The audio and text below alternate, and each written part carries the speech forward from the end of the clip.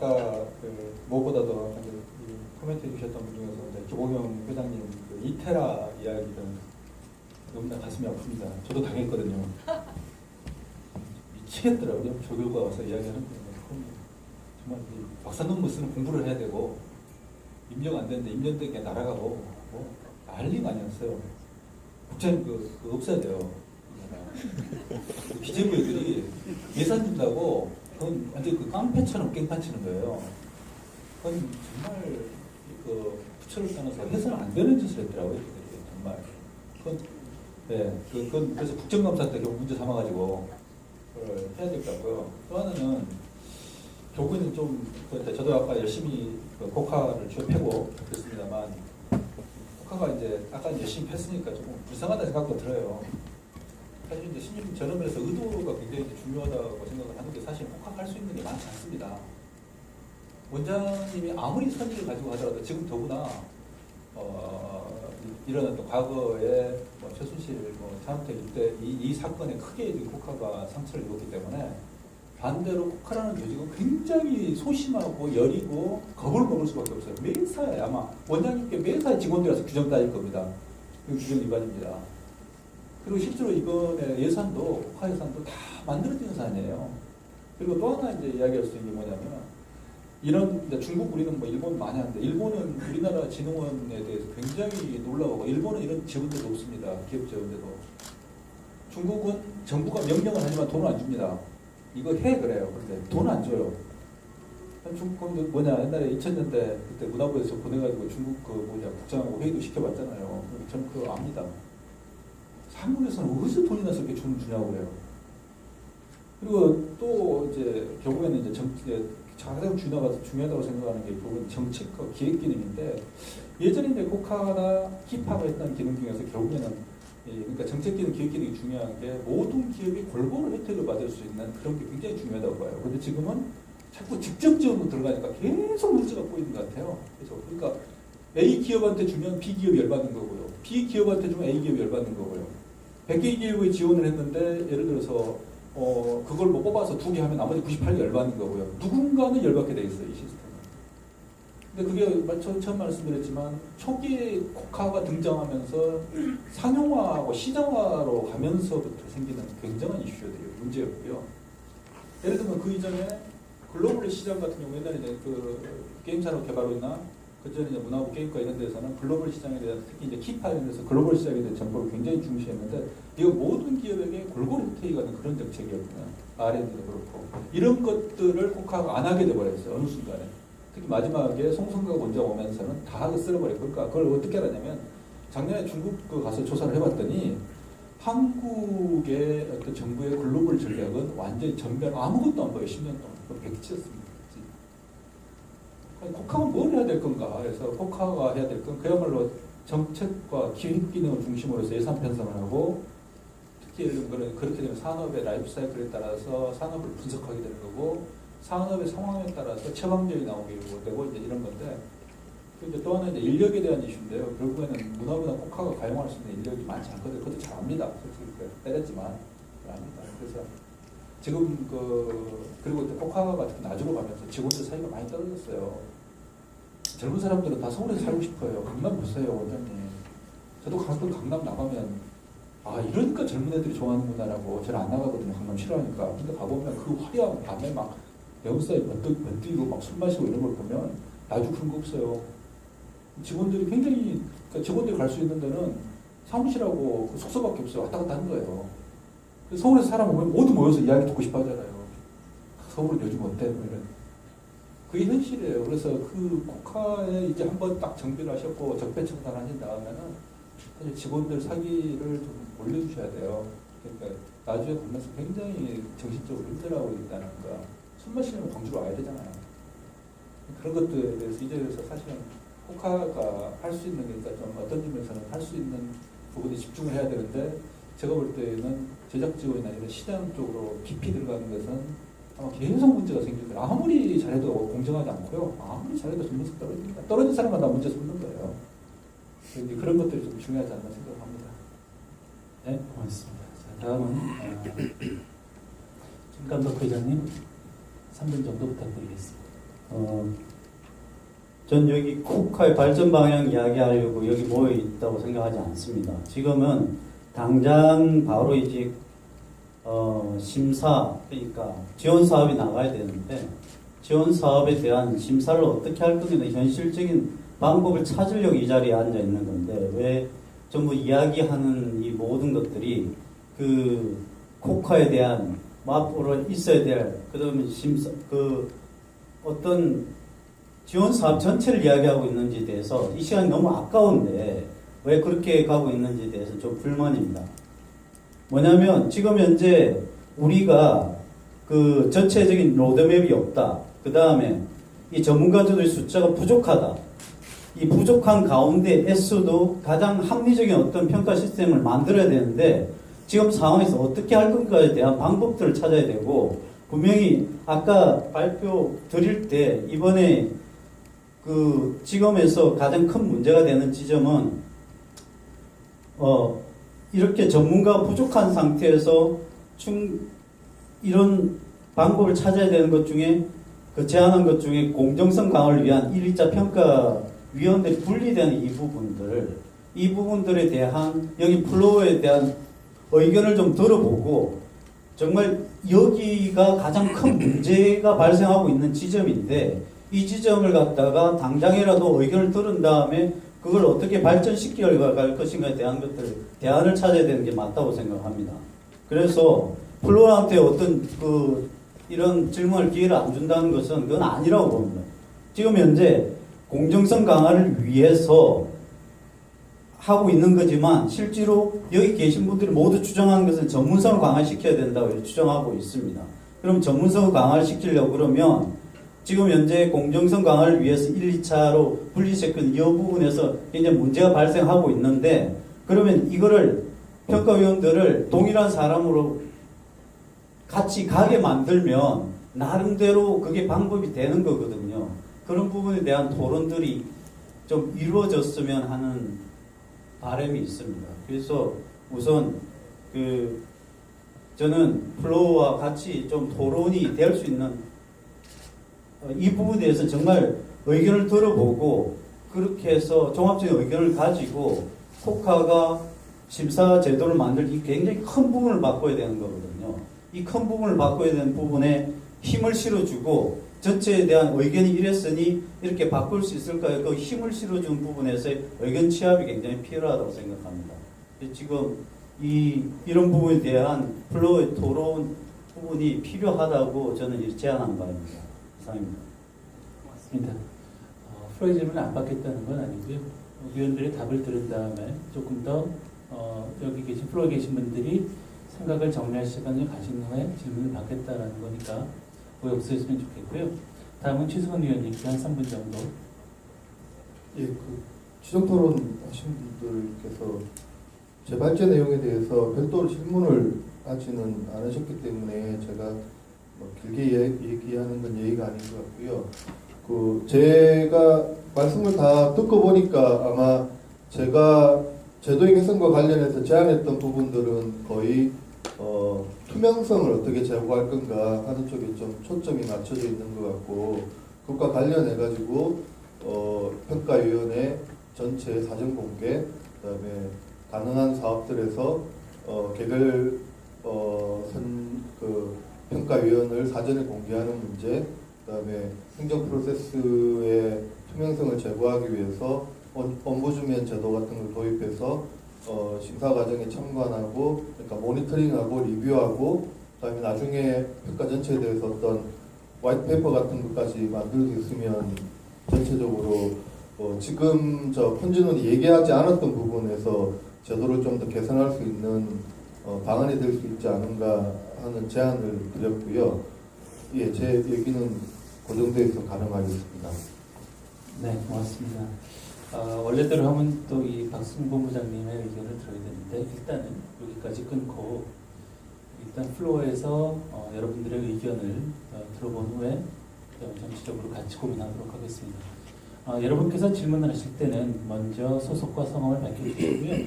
그리고 어떤 분의 질문을 하는 것인지 혹은 어떤 분의 의견에 코멘트를 하는 것인지 얘기를 해주시고 시간은 가능한 2분이네요. 짧게 핵심 부분들만 얘기해 주시면 감사하겠습니다. 혹시 포인트 있으시면. 네, 저는 네, 컨텐츠 코리아에서 중원 부장입니다. 지난 그 2000년 초부터 약 한 15년 정도 전국을 다니면서 컨텐츠 진흥기관 관련된 심사평가를 수행한 경험을 가지고 오늘 행사에 참여를 해서 여러분들의 고견을 좀 듣고 저희 말씀을 소개를 좀 드릴까 합니다. 참고로 저는 2006년도에 한국연구재단 지원을 받아서 콘텐츠 평가 관련된 논문을 융합형으로 한국 최초로 논문을 수행한 적도 있고요. 그래서 오늘의 그 핵심 아젠다인 양질의 심사평가제도, 이 부분 방법론, 추진 로드맵 이런 부분들이 저희가 좀 꽂히는 건데요.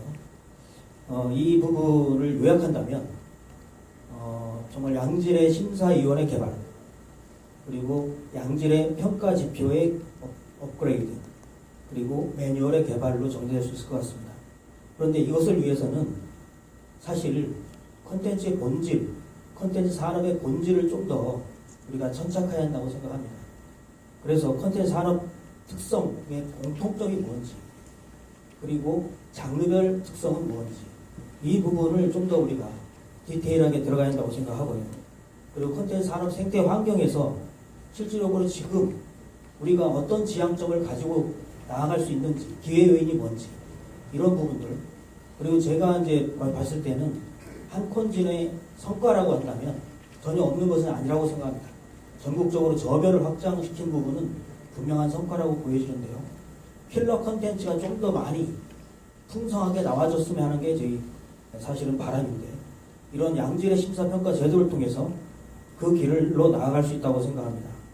바로 그런 부분에서 지금 저는 지금 꼭 필요한, 단기적으로 꼭 필요한 우리 정책적인 제안을 드린다면, 우리가 심사위원을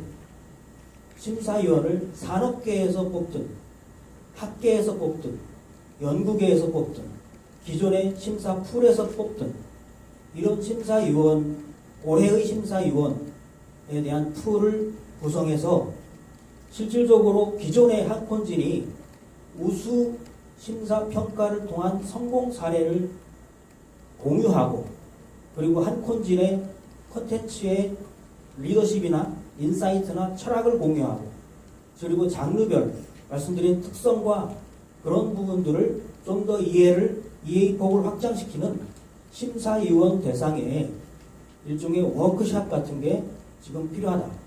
그래서 실질적으로 1박 2일 정도의 핵심적인 엑기스를 전수하고 같이 공유해나가는 양질의 심사를 프로세스를 만들어가는 그런 첫 단추로서 바로 그러한 워크샵이 지금 당장 필요한 거고, 좀 더 중장기적으로는 R&D가 구체적으로 몇 가지 꼭지로 제안 드릴 수 있다고 생각합니다. 감사합니다.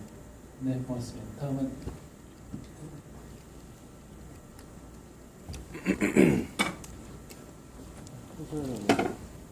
캐릭터 뉴스의 이정훈이라고 합니다. 저희가 이거 방송 가수 오디션 프로그램을 보면 K-팝스타를 많이 보거든요. 거기는 박진영부터 해서 심사위원들이 나와서 심사평을 할 때 사실 일반 청중들로부터 욕도 많이 먹고, 그럼에도 불구하고 계속 업그레이드가 되는 걸 많이 보아왔습니다. 저희 컨지너 여기 발표하셨던 분들이 어떤 프로젝트에서 심사를 하더라도 분명 거기서 반발이 좀 있을 거라고 봅니다. 하지만 각자가 자기 본인들이 심사위원이 할지라도 다른 사람이 볼 때 아닐 수도 있다는 반대가 분명히 있다고 봅니다.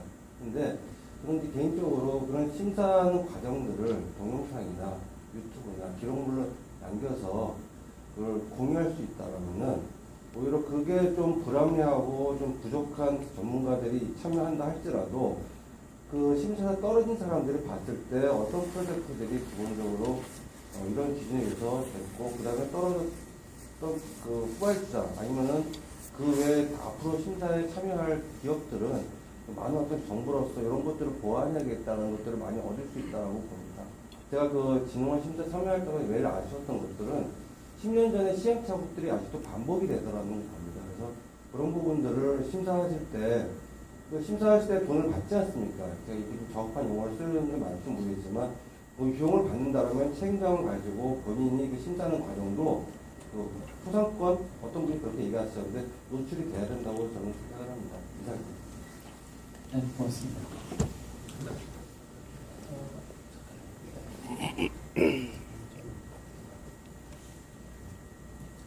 네, 안녕하세요. 애니메이션 회사 스튜디오 TNT의 이효진입니다. 저는 오늘 토론 내용 많이 공감하고요. 저는 애니메이션 업계 중소기업이랑 약간 스타트업의 시각으로 크게 문제점이랑 대안점 두 가지를 말씀드리고 싶습니다. 김강덕 대표님이 이제 애니메이션 회사 대표님이시니까 제 의견에 좀 공감하시거나 다른 의견이 있으신지 좀 궁금하고요.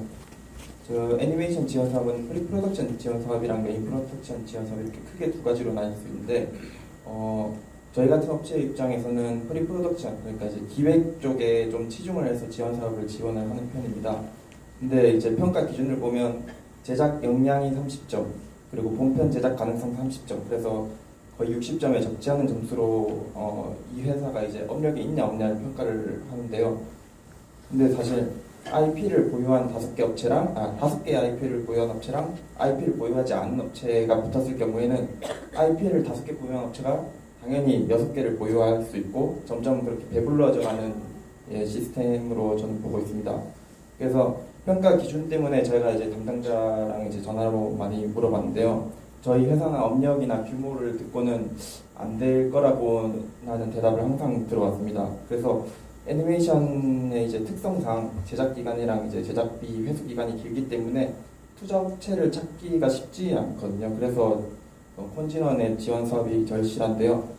적어도 이제 기획 단계 지원 사업은 스타트업이나 중소기업 쪽에 좀 치중해 주셨으면 좋을 것 같습니다. 예를 들어서 이제 매출의 제한이라든지 뭐 배점 같은 경우에서 이제 좀 축소하고 콘텐츠 자체의 퀄리티 평가에 좀 배점을 좀 크게 한다든지 이런 쪽으로 진행이 됐으면 하는 바람이 있고요. 또 한 가지 더 말씀드리면 이제 애니메이션 콘텐츠는 이제 애니메이션 자체의 규모가 우리나라에서는 이제 크지 않다고 알고 있습니다. 굵직한 메이저 회사 몇몇이 이제 시장 규모를 좀 키워나가고 있는 상태인데요. 이러한 상황에서 이제 메이저 회사 대표님이나 이제 기획자나 제작자분들이 돌아가시면서 이제 평가를 하시면은 제 입장에서는 평가가 사실 문화예술 콘텐츠 특성상 주관적일 수밖에 없는데 업체가 이제 사이가 나쁘면 이제 보복성 심사나 사이가 좋으면 이제 몰아주기 평가 이런 게 있지 않을까 하는 이제 의구심이 조금 들거든요. 그래서 이제 발제자분들께서 이제 말씀해 주셨듯이 이제 투명한 심사나 이제 심사평이 공개되는 게 어렵다면 극단적으로 이제 차라리 업체를 다 블라인드를 해버리고 블라인드 평가에 회계나 재무 이런 전문가들이 회사 평가만 따로 들어가는 것이 낫지 않을까 하는 게 이제 제 생각이고요. 또 다른 방법으로는 이제 애니 업계가 이제 사실 내수 시장의 방역료만으로는 제작비 회수가 불가능하기 때문에 보통 왕구나 교육 콘텐츠 이런 쪽으로 이제 연계를 해서 사업을 진행을 하는데 저희 같은 회사는 좀 힘든 상황이라서 보통 이제 수출 위주로 제작을 합니다. 근데 대안이 수출이고 코카에서도 이제 해외 수출에 대해서 많이 이제 지원을 하고 있는 걸로 알고 있는데요. 차라리 이제 외부 평가자들을 해외 전문가들도 좀 섭외를 해가지고 수출을 염두한다면 그런 쪽으로도 좀 진행을 하면 어떨까라는 생각이 듭니다. 네, 이상입니다. 네, 고맙습니다. 그럼 한 번 정도만 더 질문을 받아보고 여기 계신 발제자나 토론자분들의 의견 들어보겠습니다.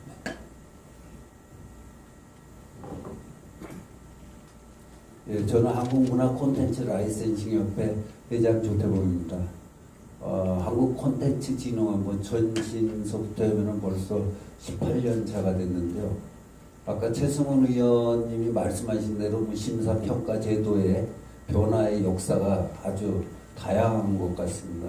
과거에는 심사평도 공개했었고 심사위원도 공개했던 시절도 있었고 어느 순간에 난수 기호로 바뀌는 시절도 있었고 몇 년 전에 저희 협회가 이런 이제 회원사들 오늘 전반적으로 발제하신 분이나 진흥원 내에서도 이미 문제점이 뭐라는 거는 다 파악하시고 계신 것 같고요. 개선 방향도 거의 다 드러난 것 같습니다.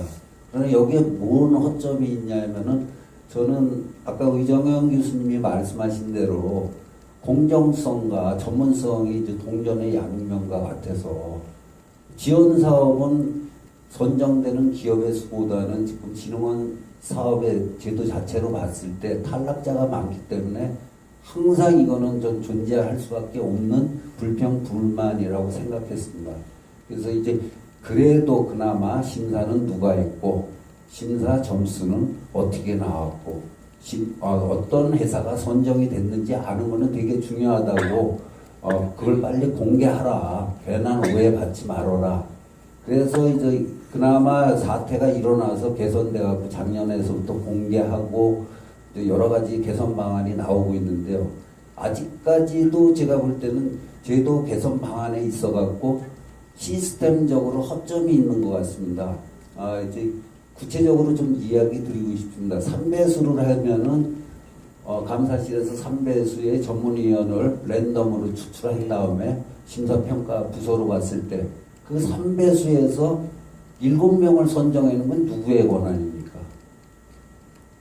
과연 그러면 이게 제도의 문제라고 저는 생각하지는 않습니다. 지금 기존에 있는 심사평가 제도도 충분히 훌륭한데 운영의 문제점을 어떻게 극복할 것인가에 저는 더 초점을 줘야 된다고 보고요.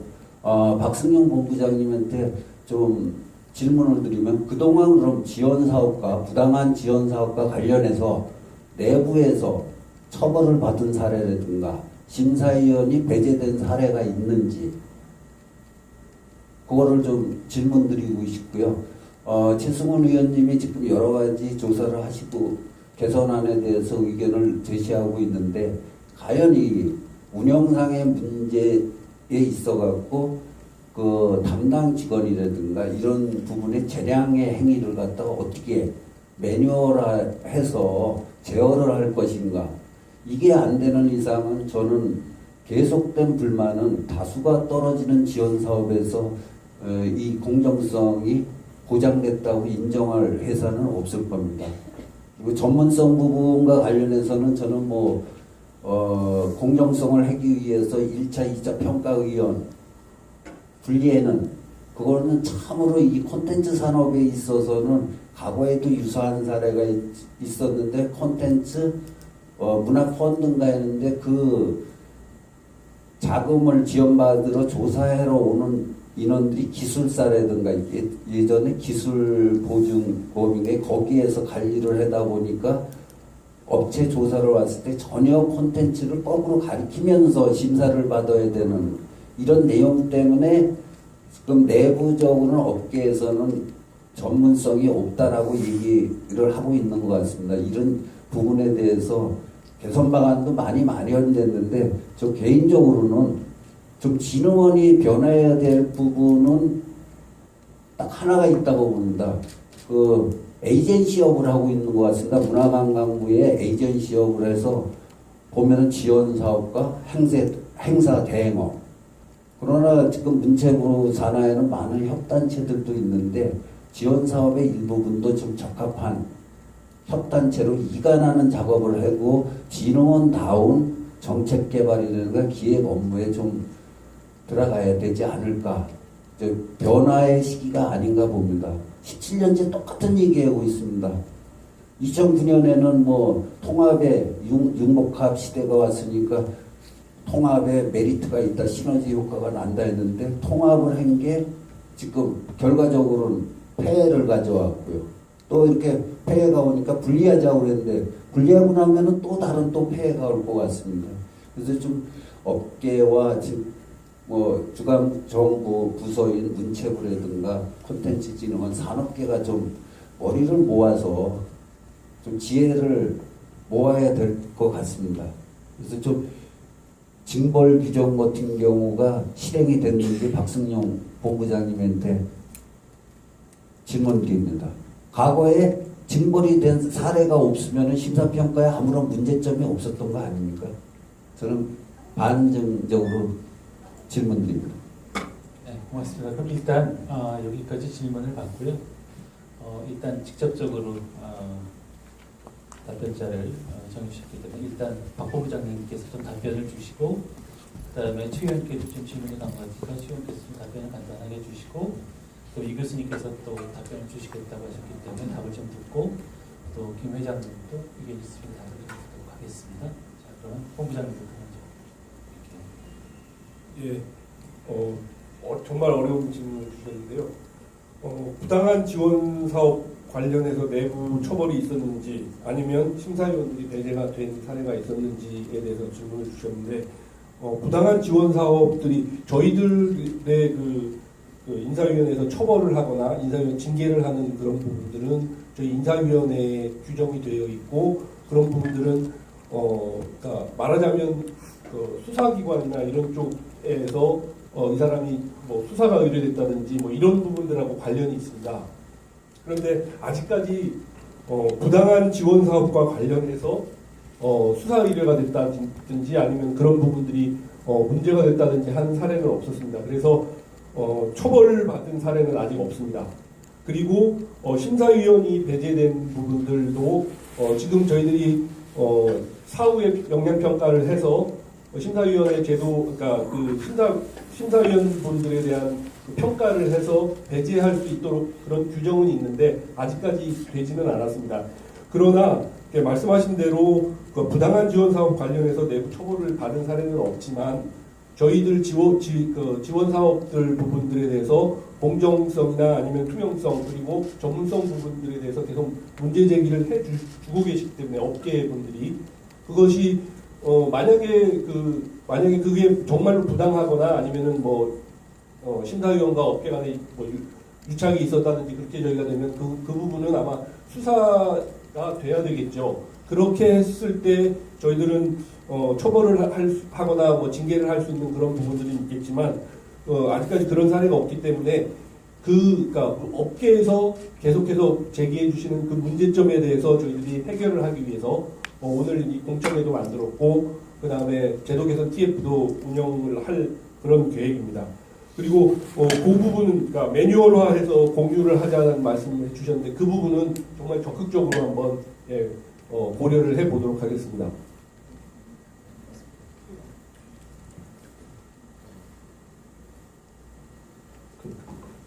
굉장히 핵심적이지만 어려운 질문을 하신 건데요. 그러니까 진상조사위원회에서 다루고 있는 가장 큰 주제도 그런 거거든요. 이게 제도의 문제인지 아니면 사람에게 주어진 재량 그리고 그 재량을 잘못 이용한 문제인지 하는 거. 그거는 지금 답드리기 되게 어려운 것 같습니다. 그러니까 콘진원과 관련해서는 그런 문제에 관해서 지금 조사 중이기 때문에 아까 제가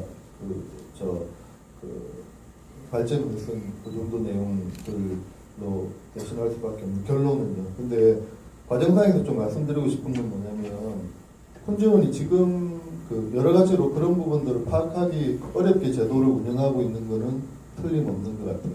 그러니까 내부에서 어떤 재량에 가지고 뭔가 그 있다고 만약에 가정을 했을 때 지금 콘진원이 가지고 있는 그 심사 프로세스에서 그런 부분들을 잘 리뷰할 수 있게 행정 프로세스를 운영하고 있느냐 하는 부분에 대해서는 부족한 부분이 상당히 있어 보이고요. 그러니까 예를 들어서 영등이 같은 경우에는 3배수를 해가지고 위원을 추첨할 때 추첨을 녹취하거든요.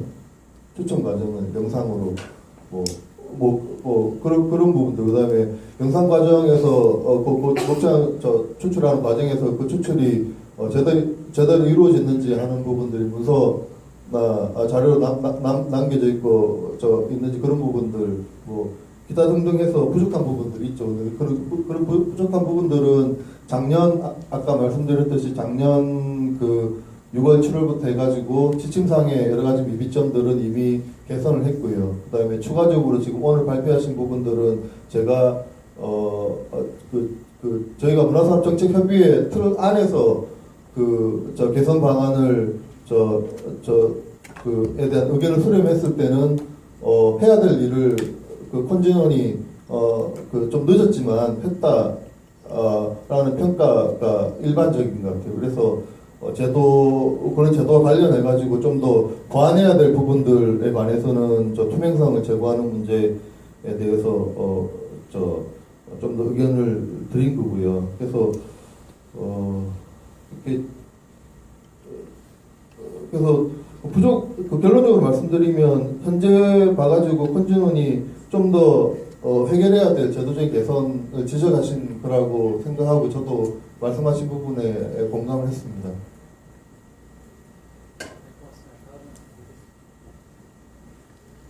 오늘 이제 이 심사에 있어서 저는 굉장히 중요하다고 보는 게, 그래서 제가 이제 제안을 했던 것은 심사위원, 심사 PD라는 풀을 만들었으면 좋겠다는 게 사실 결론이고요. 전문성을 가진 심사위원, 그러니까 PD 풀을 만들고 그 PD를 중심으로서 심사위원 제도를 구성을 하되 전 과정은 PD가 책임을 지는 겁니다. 법적 책임까지. 굉장히 무서운 이야기예요. 그리고 또 하나는 이제 그렇게 되면 사실은 PD가 저희 중앙대에 어떤 분이 계시냐면 PD로 문화부 PD로 있다가 최순실 차은택 입당의 지시를 거부했다가 잘린 사람이 있어요. 그래서 정말 훌륭한 교수님이에요. 근데 자기는 이해가 안 되더래요. 그러니까 그게 사실은 민간인이 들어가서 PD로 했다는, 자기가 어차피 임기 끝나면 다시 돌아오니까요. 그래서 그렇게 되면 아까 1차, 2차 분리라든지 이런 어떤 많은 이제 이슈들, 중요한 이슈들인데 그것들을 상당 부분 그 툴을 중심으로 해서 계속 논의를 해가면서, 그래서 오늘 저희의 토론의 역할은 많은 아이디어를 드리고 수용하느냐 마느냐는 국회에서 하시는 거예요. 문체부 국회에서.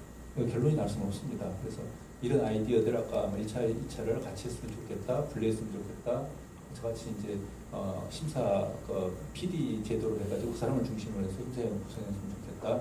그다음에 그 풀을 액티브하게, 그냥 또 하나 제가 액티브하게 풀을 확대했으면 좋겠다. 뭐 이런 이야기를 했고 내 말씀을 드렸던 거죠. 아까 질문 짤막하게 말씀드리면 심사위원 대상 워크샵 아까 이제 제 대표님 말씀하셨는데 아무도 안 갑니다. 안 가요. 그 돈 따지는데 왜 갑니까? 그리고 심사가 뭐라고도 안 오잖아요. 두 번째는 또 아까 말씀하셨던 분이 심사 과정을 레코딩하고 테이핑으로 하라고 했는데요. 그래서 실제로 지금 IITP가 합니다. IITP가. 근데 어떤 일이 생기냐면요. 녹음하고 있거든요. 귓속말로 해요. 이렇게 귓속말로 하고요. 또 화장실 가서 이야기해요. 근데 거기에 화장실 가서 이야기하는 게 그게 부정이 아니에요. 오히려 테이프, 이 회사 어떻게 생각해? 이런 걸 하고 있거든요. 근데 그 다 못하게 하는 거예요. 알아서 당신 점수만 기입하래요. 근데 이 회사가 어딘지를 어떻게 합니까? 그럼 또 하나 세 번째, 블라인드 평가 지원자가 어떤 어디서 말씀하셨는데요. 이건 저희들 또 평가 들어가면 어떤 일을 하냐면요. 예를 들면 서로 물어봐요. A 업체 잘 알아요? 뭐 문제 없어요? 그러고 인터넷으로 검색하고 있어요. 다 검색하면서 실제로 굉장히 많은 정보를 검색하고 있는데 블라인드로 들어가면 그거 다 못합니다. 그러면 서류 잘 쓴 놈이, 그리고 심지어는 지금 업계에서 공공연하게 알고 있는 분들이 있잖아요. 파워포인트를 잘 만드는 건 이유가 있습니다. 왜 그러냐고요? 아시잖아요. 브로커 있습니다. 브로커. 지원서 작성 브로커가 있잖아요. 원장님 있습니다. 브로커. 20-30%를 뜯어가요. 있습니다. 그런 사람. 다 알고 있어요. 하지만 말 안 할 뿐입니다. 그럼 파워포인트 잘 만들고 PT 잘 서포트해주고 이런 사람이 이기는 거거든요.